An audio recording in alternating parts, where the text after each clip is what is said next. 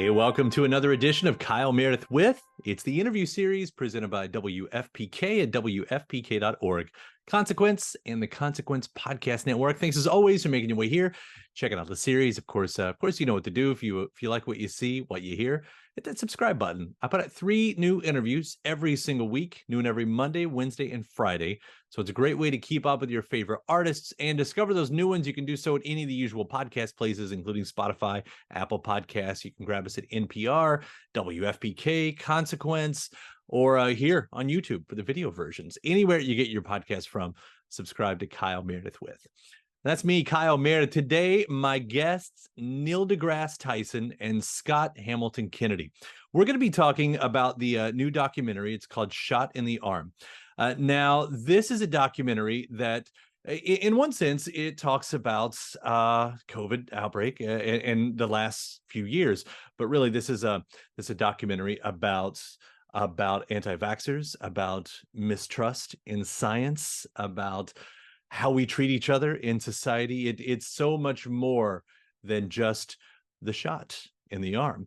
But we're going to discuss all that. We're going to be talking about the social contracts we have as a society with each other. We'll hear about how this actually started. The documentary started with Scott looking at the measles outbreak in 2019. Of course, then 2020 happened and everything sort of changes. We'll get into that. As I said, we're going to talk a little bit about how history seems to repeat itself, but we never really pay attention to it all that much, and how science leads the way. And we'll hear some about music too, because it's got 2 really great songs. In fact, the title of the documentary, Shot in the Arm, is a Wilco classic. So it's all that and more. Let's jump into this. We're talking Shot in the Arm with Neil deGrasse Tyson and Scott Hamilton Kennedy. You got some fun stuff back there. The Fonz. You know, I'm not much to look at, so I try to make up. When you start getting boring, we can get distracted. What's that? You got Bowie, Depeche Mode, all the things. Ren and Stimpy there. We got Bowie in the movie. Yeah. Oh, I know. Don't think I'm not gonna bring that up for at least a minute. There you go. Well, good. Go ahead. Well, let's jump into it. So first off, it's so nice to meet you both on here and to say what a powerful documentary that Shot in the Arm is. And we were joking about the music. I will say, as a Wilco fan, as soon as I saw that title, I thought, my God, I hope they got the clearance for that, because what a missed opportunity that would be otherwise. We were grateful that Jeff Tweedy saw the film and he really dug it. So yeah, he and his team were into it, and we're honored to have it close the film. I was worried early in the editing room. This is so important at the end here, but these music folks can be so persnickety and litigious. Thank you. So yeah, I feel exactly the same way about it. Yeah, well, it definitely brings it all home. But let's so the thing about it, I was trying to think of like how I would explain this documentary to someone. Because it's about the vaccine, but it's also not about it's not about the vaccine, right? I mean, this is a documentary about, I guess, the lack of trust. It's bigger than vaccine. Right. Yes. Right. I'd love to know, the backstory, how you landed, because I at the beginning of it, Scott, we see that, your story sort of starts with looking at measles. When did all that start to change for you, when you knew that this documentary was going to be something else? Sure. I mean, I would have to say that probably what informs every one of my films, more than just the pure subject matter, which is obviously extremely important, it's really the wrestling with the human condition, right? Every one of my films is going to be is looking at how difficult it is for us to wake up in the morning and stick to the plan. Really putting it that simply, like, do we stick to the plan of being a decent father, a decent citizen, a good scientist, a good politician, a good teacher, on and on, or do we get distracted by and pulled off the rails by our own baggage, by disinformation, by greed, and all these other things? So that's the subtext of all of my films. And we had that richly in a story about measles and public health and anti-vaxxers and disinformation, just in the measles the measles outbreaks of 2019, and it just got more complicated and more interesting and more heartbreaking and more important when it became a COVID film. But thank you for seeing that the COVID of it is really a metaphor to get to these deeper conversations about these decisions we make as people, and seeing the fragility that disinformation and lack of humility and even selfishness can cause to our, not just our human condition, but these foundations of our democracy. And I think it would have been a just fine movie had it only been about measles. Yeah. But yeah, the COVID amplified some of that messaging and brought in a whole other category of mission for what the documentary needed to accomplish, exploring the social contract we have with each other in civilization. Are you an island, or are you a participant in a society that has to trust others for your own safety? All right. And so, yeah, it became a much bigger story to be told, and you're perceptive to catch. I'm glad. It means that the film succeeded in referencing these much deeper problems that persist in this country, yeah, and around the world. I mean, I think the hardest part, for me at least, was that to relive it, to relive those moments like that, which was also the most important part for me, was having to relive that while it was still sort of fresh there, because so much of this is still ongoing, right? I mean, this is not like the story is over.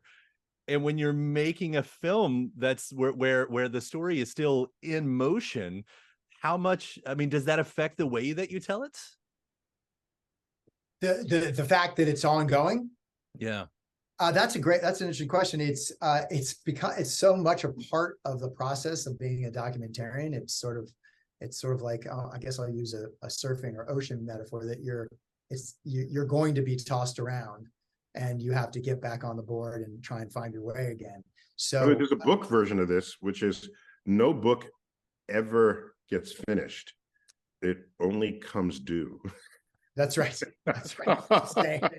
It's the same thing. So, and my metaphor for documentaries is also the jigsaw puzzle metaphor, that it's like having 1,000-piece complicated puzzles all dumped into one box, but you don't have any of the pictures. So there's these amazing, beautiful pieces that are going to come together. You have to figure out a way to put those together in something that hopefully makes sense and is engaging and entertaining. So it is sometimes exhausting and terrifying to take these turns in a story, because you're like, okay, I think I have the story figured out reasonably here for a little while, and you get hit with it. But that's the double-edged joy of making a documentary.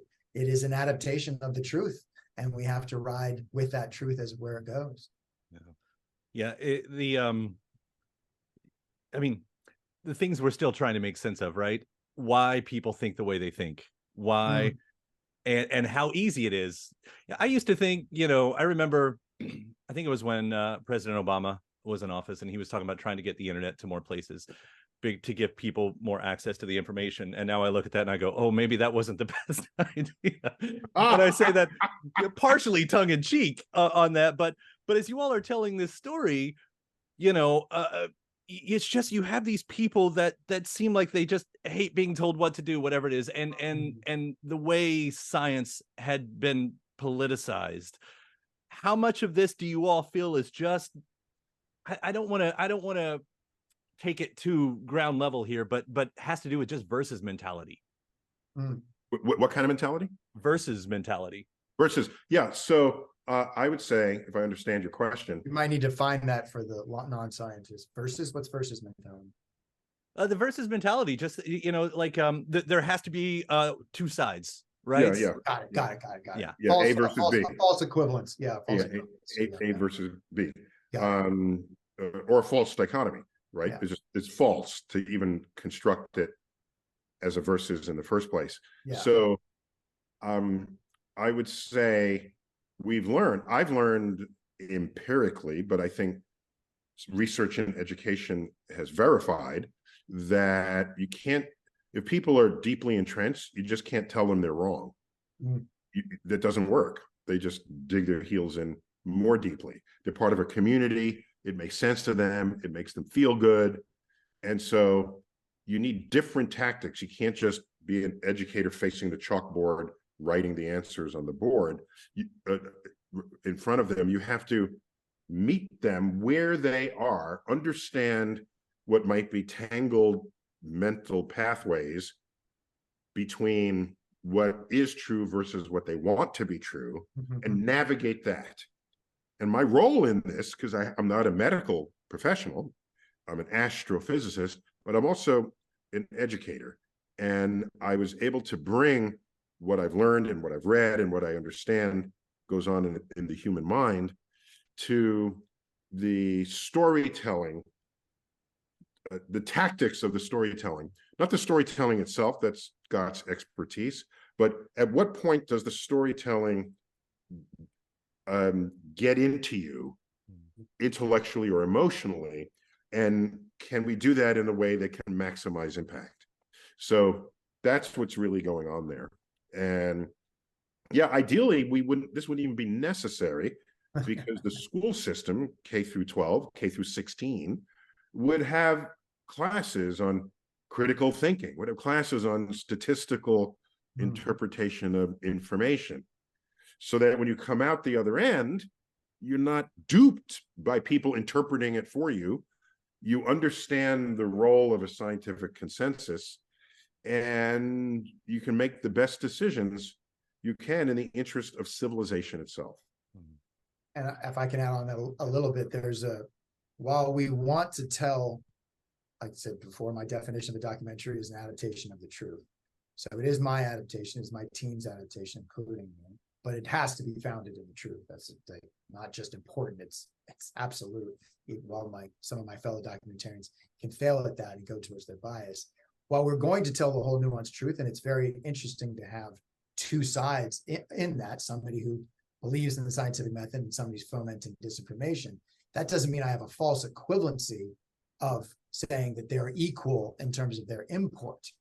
They are equal in terms of they might be close to equal in terms of their import to me telling a fascinating story, right? That's complicated, but they are not equal in terms of who you should believe. And what I try to do as a storyteller is let the audience come to their own conclusions, similar to the way that Neil is so brilliant at being an educator. Let the audience come to making their own decisions about what they're seeing here. And that way they take ownership of what they decide. And it's not because someone is standing behind them, beating them on the head. We try. Yeah. But like, from my point of view, I know what I want them, what I hope that they take aside, because it's again, that social contract, right? It's that social contract that it all comes down to. But then you have people like Wakefield, like Robert Kennedy Jr., that have become heroes to some people, that tell them what they want to hear. Yeah. And like that's where I go. I mean, I think there is a woman who does kind of change her mind by the end of the film, right? Who comes around by Lynette, the end. Yes. Like, do you have faith that that's gonna happen? Because God, I hope so, right? I hope so. I'm not projecting there, please. It's so just to get clarity on that, that's Lynette, and she is a humble, kind mother who has sadly also been led astray by a lot of disinformation, and she doesn't completely change her mind about some of her fears around vaccines. Some of them are still not necessarily scientifically based, but she did change her mind about decency. And she changed her mind that she saw Del Bigtree, one of the anti-vaxxers that you see through the course of the film, that while she used to believe him, when we see her on his show, that she used to want to believe in what he's saying, that she saw that he revealed to her that he's a blowhard, that he's a used car salesman, that he's selfish. It's all about him, right? And she decided to have Dr. Paul Offit on her podcast to have a conversation, even if they don't agree on everything, to try to have a decent conversation, speak to each other respectfully. And that is a huge step forward, and one that we need desperately right now. Yeah. So backing all the way up, I was remembering that even starting, of course, with the telling of the Spanish flu. I mean, well beyond the stories told in this documentary here. I think that's what I come around to a lot, because just about with anything going on, you can look back in history and you can see that we've done this so many times over and over and over. And I don't know if you all experience it the same way, but that ends up being sort of the base frustration.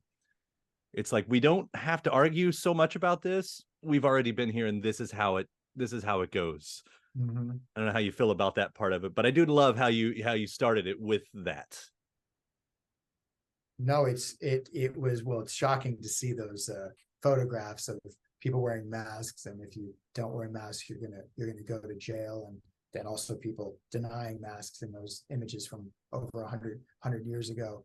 I mean, how does the saying go? If history repeats itself, and if you don't know your history, you're doomed to repeat it. So there was a lot of ways that felt like the correct opening to the film, and then having one of our main characters, Karen Ernst, make the point of her great grandmother dying in the Spanish flu, and she thought that only happened because some people believed disinformation back then, but now she's seeing it as almost endemic to what we're dealing with as a society. It's hard to not get saddened by so many elements of this film, but it was also important to us to see, and it's through the characters, that there is also so much hope. Right? There's so many more people that believe in science. There's so many more people that believe in decency. There's so many more people that believe in the social contract than don't. Especially speaking across the island, I know we're in a difficult time for seeing so many people from the conservative side that are not believing in science, and they're going. I'm going to call it a transition. I don't have an issue with disagreeing with people about the complexities of how to run this country, but I hope we can get back to agreeing about more of the foundational things about what is verifiable truth and what is decency, and the importance of the social contract, which has always been there across both sides of our politics. So I hope we're going through I'm raising teenagers. Hopefully, we're going through a difficult transition period as a country, and that we're going to get to the other side of it. And we have before, and science has been an important. I hope it's only a difficult transition. Not that you hope it's a difficult transition. Say it again. Yeah, just you said, I hope it's a difficult transition. You mean you hope it's only just a transition? Thank you. It's only a difficult transition. We'll get to the other side. Mm-hmm. Yeah, that's important to remember. Right? And I try to remember that most of the time. It's like, whatever we're in is not the finality. It's like, it is something in motion, as we've said before. Mm-hmm. And there's that futurist Ray Kurzweil, which I don't know how much I kind of buy into. I mean, do or don't. It's interesting to hear about. And even he was saying, it's like, no, everything, we're gonna get past this. And I'm like, sure, okay, I'll jump in that boat, because that feels good right now. That's Well, science gives us hope. I mean, Neil, you can say it better than me, is that science has always helped us go forward. There's just, I mean, my daughter's 7th grade science teacher said a beautiful thing to her class. She said, please tell me something in your life that doesn't involve science.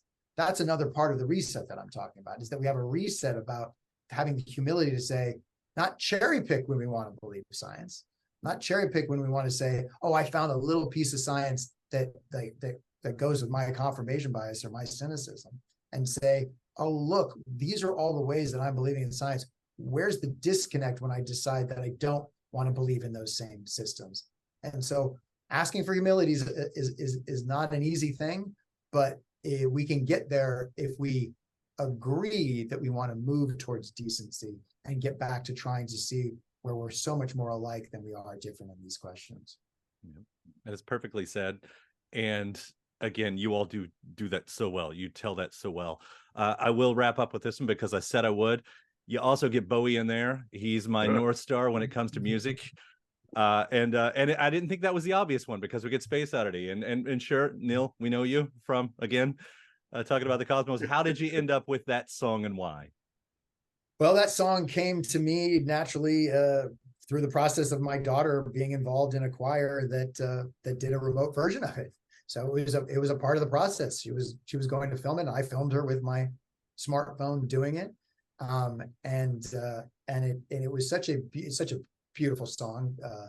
Bowie is clearly, we miss him greatly, and is just a musical genius and a poet and so many things, an entertainer, a storyteller.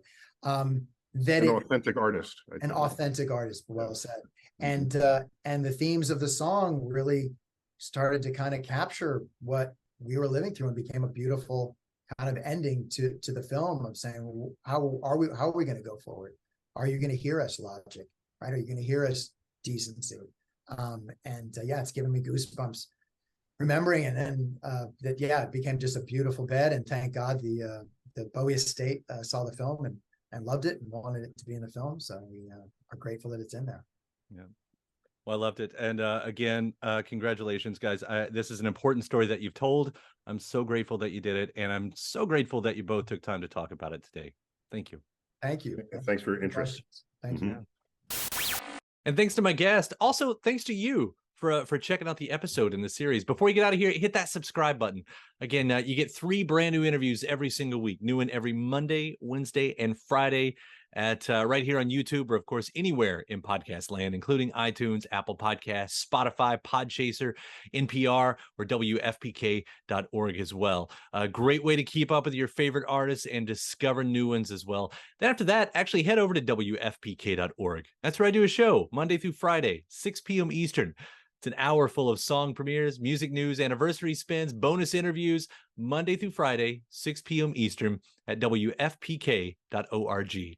Consequence has your music and film news. You can also find me on the social media spots, Facebook, Instagram, mostly on Twitter. All 3 of them, the address is at Kyle Meredith. Do hope you like and follow along. That does it for another edition. I'm Kyle Meredith. I'll see you next time.